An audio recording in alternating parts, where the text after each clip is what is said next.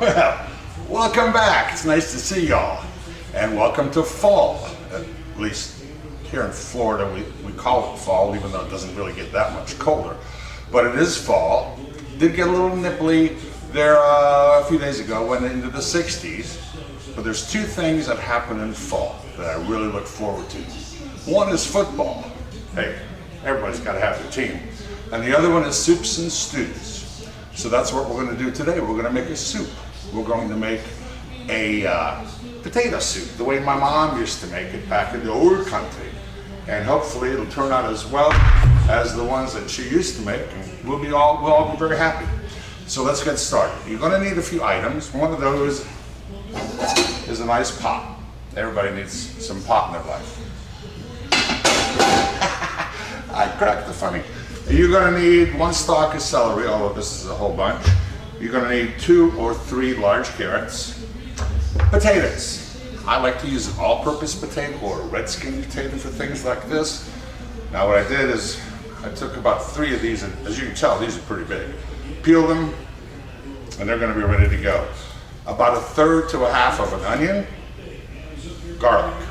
The other things that you're going to need is 3 or 4 slices of thick cut bacon that's been cubed, some canola oil, and then of course maybe a liter of chicken stock and a liter of vegetarian or vegetable broth, or you can use just chicken or you can use just vegetable, doesn't really matter.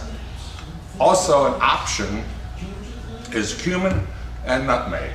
Those we add later on, but it's totally up to you if you want to use cumin or nutmeg, okay? So in the meantime, I'm going to get chopping and we'll be back.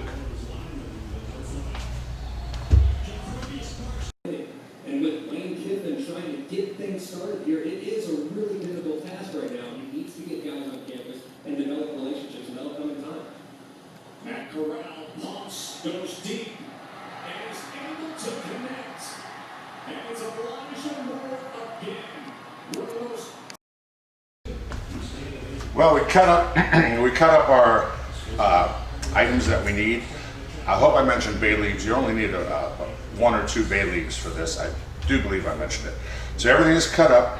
It doesn't really matter how you cut it because we will be using some kind of an emulsifier or a blender to give the soup a nice creamy texture. So right now I'm going to heat up that pot. I'm going to throw in some duck fat or canola oil, whichever you prefer, whichever you have. And then we'll start by lightly sauteing the onions, the celery, and of course the bacon. And then we'll add the garlic, the carrots, and the potatoes. So I'm going to get that going and we'll see what happens.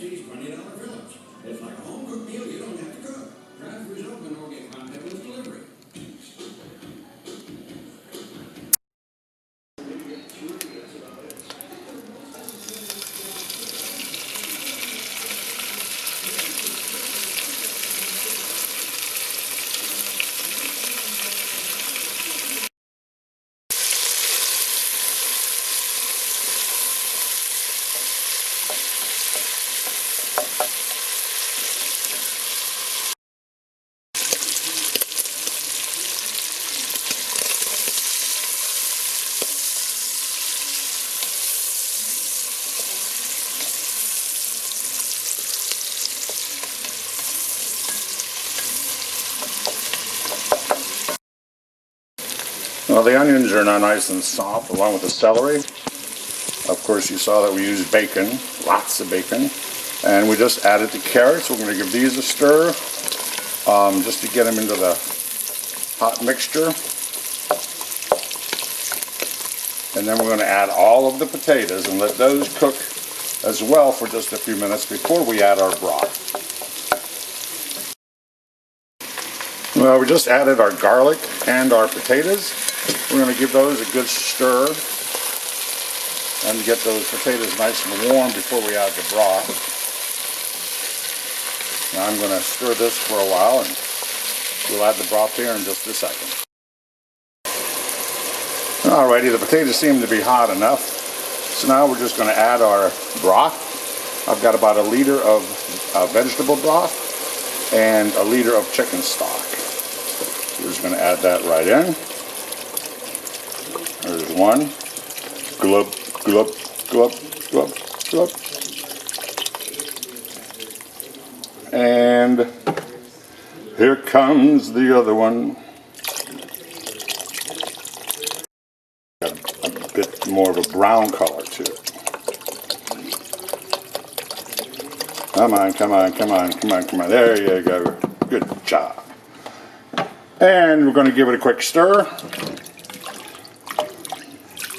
Like that. We're going to put a lid on it. And we're going to let it come to a boil and then reduce it to a simmer. And let's see what's going on here. Remove the lid. And she's starting to work a little bit. So this is where we add our bay leaves. I'm adding 2 because I've got a lot here. I'm also going to add just a dash of the nutmeg,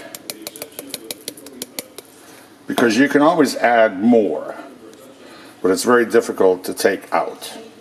So here's a little cumin. We'll give that a shot. We're going to stir this up and let it simmer now for about 20-30 minutes. Well, I think we got it done. As you can tell, I took my jersey off because it was getting really, really warm here in the kitchen. And I moved the pot of the potatoes and the broth over here because I'm going to use what's called a immersion pulverizer. I can't remember the name of the damn thing. I call it a boat motor. You can also use a blender, or you can use the old-fashioned mashed potato masher. Any one of those will work. To do that, we're going to just add a little bit of salt and a little bit of pepper into this.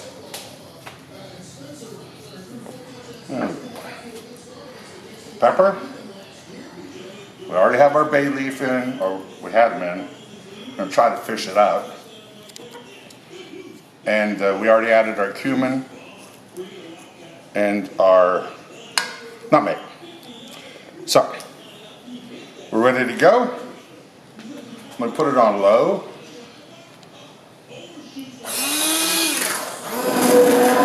Oh, found another bay leaf.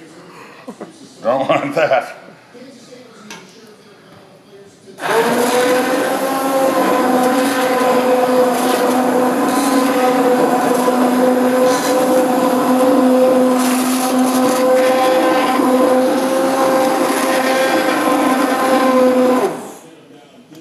So you want it a little bit coarse because you still want the texture.